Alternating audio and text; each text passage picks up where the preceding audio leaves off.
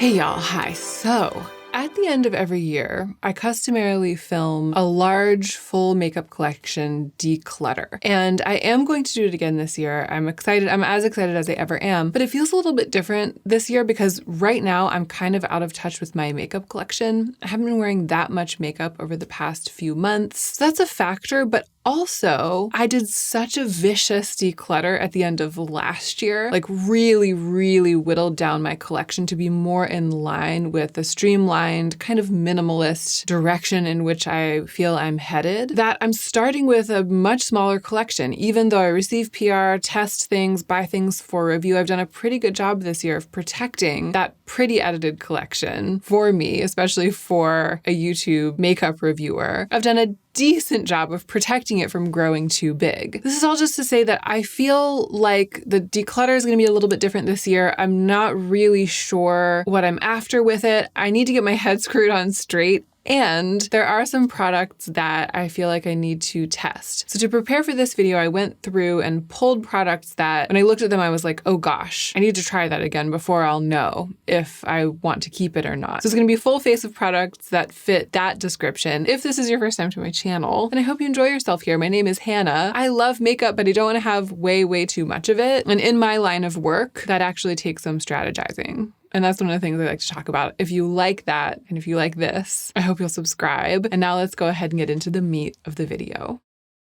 Hey y'all, hi. Here I am with the final look on. I'm sorry, spoilers. Spoiler alert, this is what it ended up looking like. However, if you would like to know what it is I ended up using in order to look like this and whether or not I'm going to keep these products through my declutters, you must keep watching the video. I'm filming this at the end because I finished the video and then I realized that I had forgotten to say something that I need to say in this video because I think this might be the last face-to-face video I film for a while, and it's time sensitive. And I want to put it in the beginning of the video because some people don't make it to the end. This may surprise you, but more people are usually watching at the beginning than at the end. So this is the announcement. Julia Frodal is once again teaching her meditation intensive next year. It's starting on January 7th. She just does it once a year. Last year was the first one, and I was in it. I've been sitting here struggling with what to say because I don't want to talk too long. I could talk for an hour or two about how life-changing it was, how great a teacher she is, and how much meditation has transformed my life. But I think that I'm trying to figure out, like, what's the one thing to say? The one thing to say is that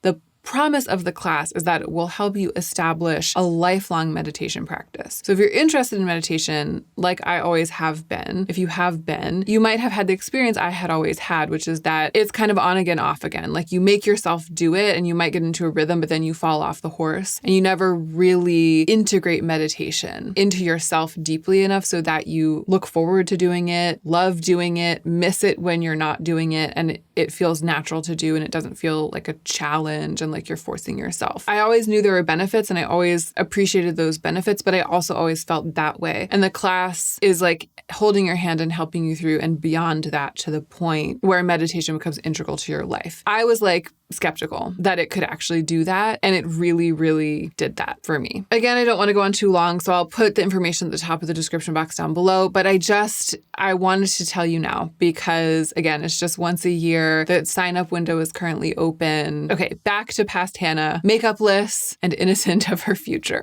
So I have brows on. I actually don't really have an excess of brow products, although I started out with the Refi Duo, which I've been using ever since I did that Refi review. It's the Stronghold Brow Sculpt and the pencil. Curiously though, I couldn't quite get my brows to look the way that I wanted them to. I don't know what it was, but I ended up getting a little bit frustrated and digging out my only other brow products, like the only other ones that I currently have in my drawer. These ones from Kimiko, which I really love. These were PR. It's a small brow dedicated brand that does an amazing job. And I remember, I mean, you probably remember if you were watching me then, I used these so happily and so dedicatedly, basically for months, until I did that Refi review and I kind of jumped ship. I'm glad that I did it because I dug these out, and the Sculpt, the Stronghold Clear Gel from Kimiko with this really delicate little brush in particular is so effective. And using it, I was able to kind of get my brows into shape. So I think I might have come across the question in my declutter of whether or not to keep these, given that I've been so into the Refi ones. And I actually did solve that problem. I answered it for myself. This is almost all used up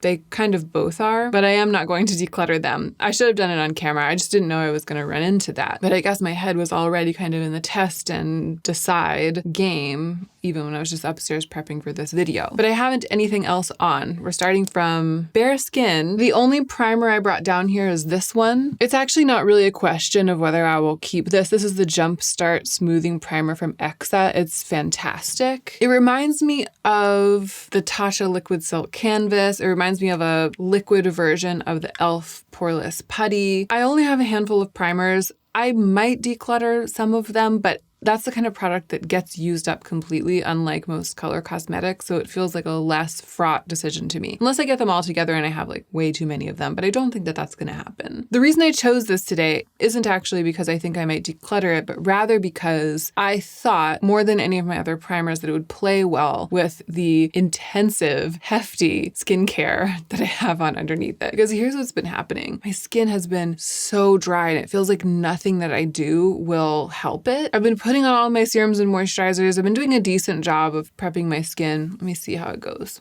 Yeah, I was right. This is exactly the right primer to be using. So a couple of nights ago, I was getting ready for bed. I put on some skincare and I felt my skin just drink it straight in and go back to being a desert. And out of desperation, I dug through a box of products that I had kind of set aside for later, sort of like my small personal backups, might go back to it eventually and use it up skincare box. And I dug out these Jones Road Miracle Creams. These came in PR last year. I did a couple of reviews of Jones Road Beauty and they sent me some additional product to review. And when I first tried these, they're so heavy. So one is just the Miracle Cream and then the other one is the the Light Moisture Cream. So the Miracle Cream, Light Moisture Cream. The Miracle Cream. Well, let me first tell you, the Light Moisture Cream is one of the heaviest moisturizers I've ever encountered. Like really puts a layer, Jones Road Miracle Balm style, kind of a layer on the skin. It is so moisturizing. It stays almost waxy, the surface, all day because it's so intense. Unless you use the teeniest, tiniest amount, which is what I've learned I kind of have to do if I want to wear this product during the day. The Miracle Cream is even heavier. It's shocking. It's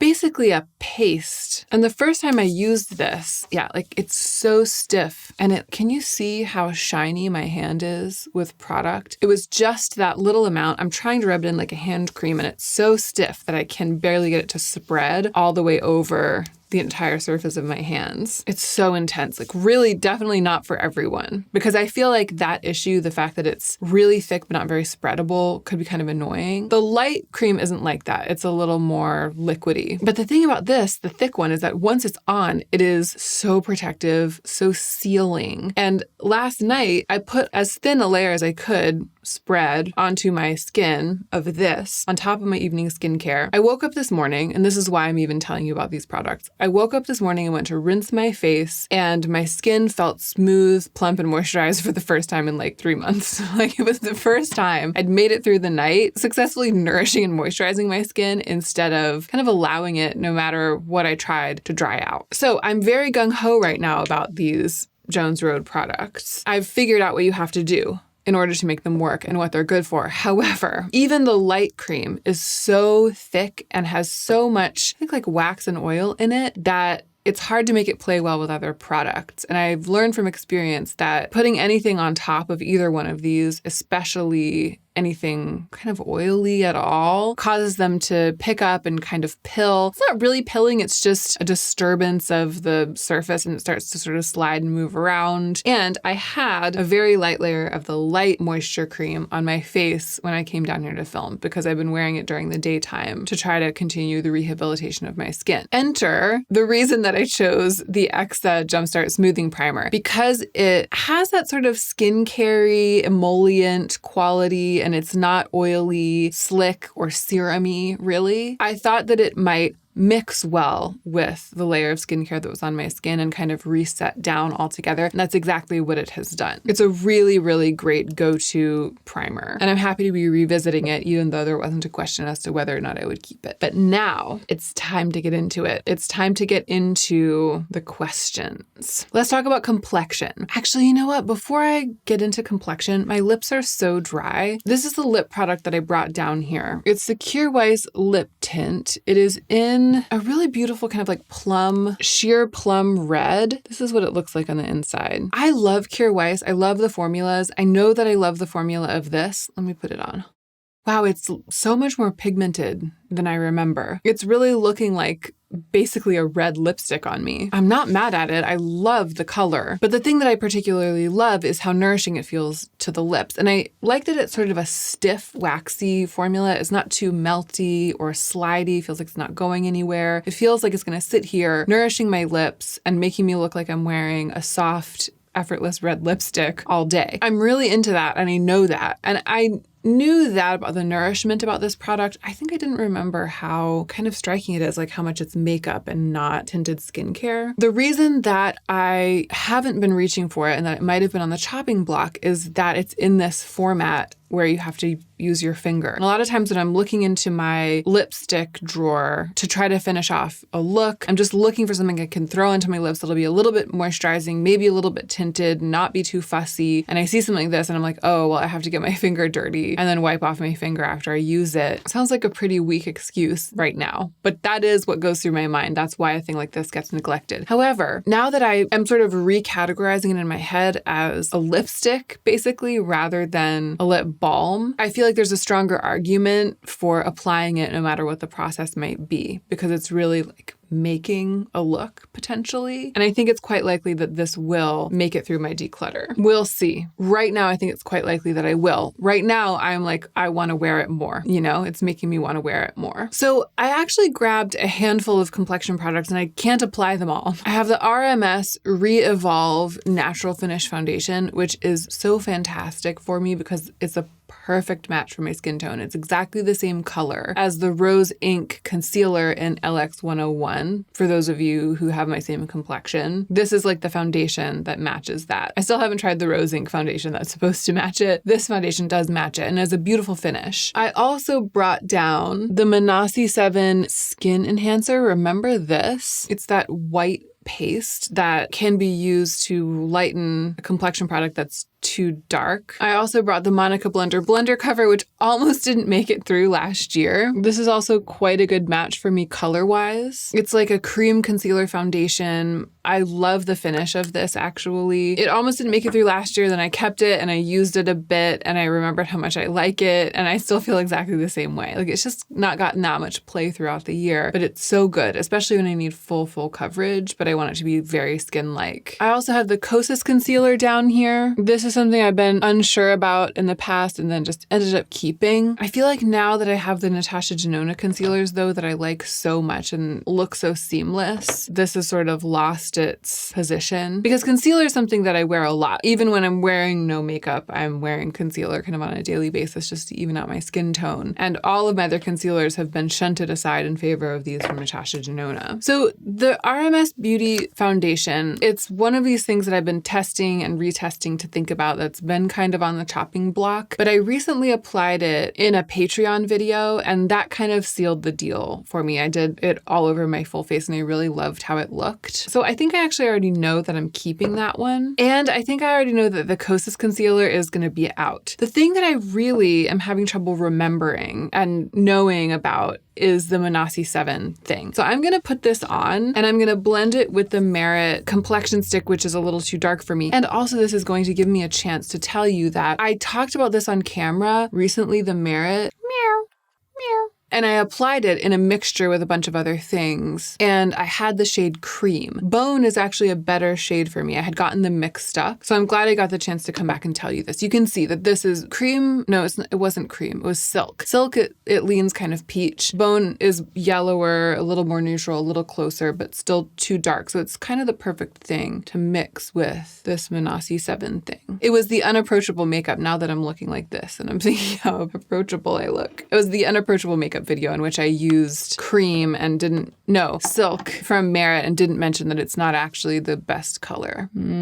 Oh yeah, now oh no, I think I might have put on way too much. I need to wipe some of it off. I'm now remembering that this Manasi 7 product is extremely pigmented and also kind of stiff and hard to blend out. And I also feel like it's so white that it's making my redness pink, and the Merit stick is having a hard time kind of competing with that, skin-like as it is. I feel like I'm gonna have to go in with a lot more of the Merit Complexion stick, which is working a lot better on my skin now as it kind of blends with that other product. Okay, so color-wise and finish-wise, we kind of got there. This is something I can use, you know what I mean? It's something I can work with, but it was a bit of an uphill climb. It wasn't enjoyable to work with this product, so I really got my answers about the Manasi 7. I'm actually, as long as I have it here, gonna go ahead and use this Kosas to just lighten up a little bit and conceal a little bit more and add a little bit more moisture, actually. Manasi 7 is a really cool brand, but I think that for a white mix-in, I'm just gonna stick with the one from House Labs. I used that, mixed it with the Merit Complexion Stick in that other video, and I loved working with it, and I absolutely loved the finish, and I only need one of that kind of thing. So that really solves that for me. My skin, my face is still looking a little redder and a little darker than my neck, but I guess it kind of matches down here. I guess it'll be okay for today. I just hate that look where your face is like painted a different color from your neck. That's actually not what's going on. What's going on is that I have redness on my face, and I put makeup on top of the redness, but doesn't totally balance it out. It makes it look like my foundation is several shades too dark and too red for my body. But I don't think we're quite there here. I think that this is a little bit more balanced than that thing that I'm always trying to avoid. And you know, all I'm doing here is testing products and deciding whether or not I want to keep them. So let's move on. Okay, eyeshadow. The scandal. The scandal. I need to decide if I want to keep these Lisa Eldridge eyeshadows. I did a very, very thorough review of Lisa Eldridge makeup. I'm going to prime my eyes with my only eye primer, the Urban Decay Primer Potion. I ended up building my own perfect palette out of a mix of palettes and singles from Lisa Eldridge. And of course, I'll link the Lisa Eldridge videos down below. This is the palette. I am sort of afraid to use it still because of this kind of cream to powder formula that I struggled with so much. I'm just going to go into it today and see these mattes. See if I can make it work. I think I want the dark one. I think I want to try to do like a monochromatic eye look with this dark, kind of glossy, creamy red undertoned eyeshadow and get it to deliver on its promises, the promises of the swatch and the promises of Lisa Eldridge. Already, it just feels like it's sticking. With most eyeshadows, I throw them on like this with my fingers, then blend them out, and I'm able to manipulate the shape. And already it feels like this is sticking and it's gonna be really hard to blend. Yeah. I cannot. Maybe it's like I should use the brush. All right, I'm having much better luck with the brush, which is probably the conclusion that I came to in my own review. I can't remember my own review right now, but I probably learned when I was messing around with these a year ago that the brush is what will get me where I'm trying to go. However, it's not giving me the finish that I get when I swatch it. It's not giving me that creamy, delicious finish. It's just a regular brown eyeshadow. I mean, I guess I am getting a pretty seamless blend around the edges of the shape. Yeah, mixed feelings. I feel like I still have the mixed feelings that I had when I first reviewed this. I don't know, y'all. I have to admit, I love the eye look, actually, that I ended up with. Like, I really like this. I know it's kind of a lot. I went out further than I meant to, but I do love this monochromatic, warm, but serious brown. And with a brush, I did get a pretty effortless, seamless blend all around the edges, which isn't always the easiest thing to get. But it's like it didn't do what I wanted it to do, which was to go on sort of creamy with my fingers and have like a cream to powder blend. It's definitely a powder eyeshadow that's kind of compacted by its creaminess, and that's a little bit not intuitive to me, I guess. But it's hard to look at what I ended up with and be like, oh no, that's garbage to me, I'm going to declutter it. I think I'm going to have to keep thinking about it. The jury is kind of still out. Maybe I haven't given it enough of a chance this year. I did get a lot of fallout, and when I wiped it away, it kind of wiped out everything underneath it. So I'm going to use the blender cover. This is one of the things that this is really good for on a dense brush like this, which is the BK101, to just clean that up. Yeah, I actually really do love this product. And the problem is me. The problem is that I don't use it enough. Complexion-wise, I kind of get stuck in my ruts. You know, I just end up using the same product over and over and over again to clean up my complexion a little bit in the mornings. And I forget that I have these gems in the back of the drawer. So blender cover is probably in. Lisa Eldridge, I don't know. I know that these shiny shadows up here are great. light. And I just don't feel like putting anything this exciting onto my eyes right now. Honestly, I feel like keeping it a little bit more grounded. But I know that these are great and that in a lot of ways, this is kind of a perfect little palette for me. If I could make friends with the formula and feel super enthusiastic about using it, basically. And even though I love what I came up with, I haven't gotten to that point with the formula. So I'm going to have to do some thinking about that. I'm going to apply this NARS Climax Mascara. I got this for the NARS review, the NARS video, and I just am not sure. I haven't really been using it, so I'm just not sure whether to keep it around. For some reason, this is really not doing it for me. I thought I remembered liking this when I reviewed it in that video. Maybe my lashes aren't at their best right now, but it just feels like it's not making them thicker. It's not really building on itself and gripping. It feels like it's just making them kind of wet and black. Okay, coating it on again after it was starting to dry, kind of like a second full coat, I had more success. But I don't really like the shape of the brush. It feels like I can't be precise with it. I might just not end up keeping this. It's like, why struggle when you don't have to? But the longer I sit here, the more the eyeshadow is growing on me. It's like ever so slightly satiny. The color, the depth, I really, really do like it. I see you, Lisa. I like so much how this looks. I like that my skin is looking kind of flat and pale. And then we've got this sort of watery red lip. I like the lip product so much. It's making me want to add more. Yeah, this kind of watery red lip and then this eye. I'm afraid that blush is going to ruin the look, but I really do need to decide about some blushes over here. One of them is this Westman Atelier Chouchette. It's just that the color, I reviewed this. I thought it would be like the perfect everyday blush because it's so luxurious and it's so biteable and grippable and that I would just be reaching for it all the time. And I got it in the color in the line that I thought would be the most me. And I think it is the one that's the most me. And it's just, the color is just boring enough that it keeps me from reaching for it. This is what has happened with this. It is luxurious and wonderful, but it's just the color doesn't have that je ne sais quoi, that sophistication, that rugged quality that makes me crave it. And there are so many colors that I do feel that way about. For example, as brown eyeshadows go, this eyeshadow makes me feel that way. As red lips go, this lip color makes me feel that way. There's just like a creativity, a subtlety, or maybe it has something to do with the undertones and the way they interact with my undertones. This cheek is just, the color is a letdown to me. And I am never able to declutter this because my hand is always stayed by its luxuriousness right when I'm about to let it go. I think this is going to be the moment for me. It's like I've got this look on that I love and I feel like the color, the sort of ho-hum color of this is detracting. And if that's the case, it's gotta go. Now, I only put on a little bit of that because this Pat McGrath Flirtatious. I bought this for myself last year towards the end of the summer. I thought it would be my dream Pat McGrath blush. It's a little pinker in real life than it looked in the product photography. And I think that I've had a similar issue with it, but it's not quite as pink as the one that I just put on. Let's see how it goes. Basically, I wanted to want it so bad. I wanted to love it so badly. I spent my own money on it, and it took me a long time to admit that it just never quite looks right. It's something about the sheen and the way the sheen highlights something about the shape of my face that I don't want highlighted. And then it's just, on me, a bit boring of a pink, I think. It's so beautiful in the pan and the pictures online, and it's just not quite tan enough for me. Not quite beige or brown enough. I mean, I feel like some of you in the comments are going to be like, but those blushes look so good. I admit that in a vacuum, in just like a makeup vacuum, no, in a makeup world that is like a preference vacuum, in a vacuum, they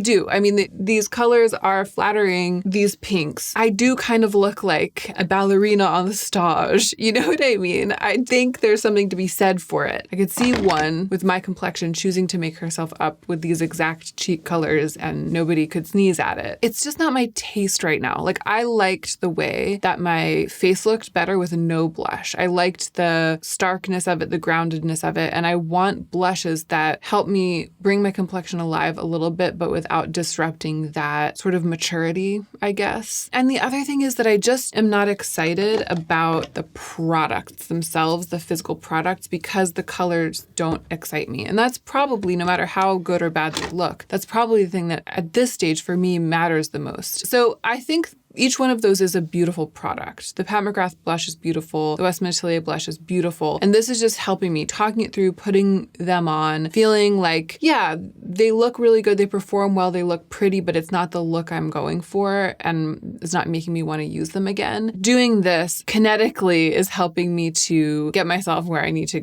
be, which is ready to part with them. And I think I'm going to be able to do it this time. I think I'm going to be able to do it on this declutter. And the final look is not bad. I mean, for something that was just a grab bag of experimentation, I think it's because of the eyes and the lips that are carrying. And the cheeks are kind of lighting it up. I mean, it's a beautiful look all over. I've really gotten the information that I needed. So stay tuned for the declutters. They're going to be coming thick and fast. I think we're going to kind of see out the rest of the year with that series. And this might actually be the last time that I see you face to face before the new year. So what I'll say is thank you for being here. It's been kind of a chaotic last 2 months of the year for me over here, trying to figure out how to get back to work post-maternity leave and with everything that implies. Joe and I are actually not quite there with figuring out how we're going to work, like figuring out our new routine. So I appreciate you all so much for being here, bearing with us through this slightly rocky and prolonged reentry. And I feel optimistic about starting out strong in the new year and kind of how things might settle down going from there. So happy new year if this is the last time that I see you before the new year. And don't forget to take extra good care of yourself so that you can be the most effective version of yourself as you do your work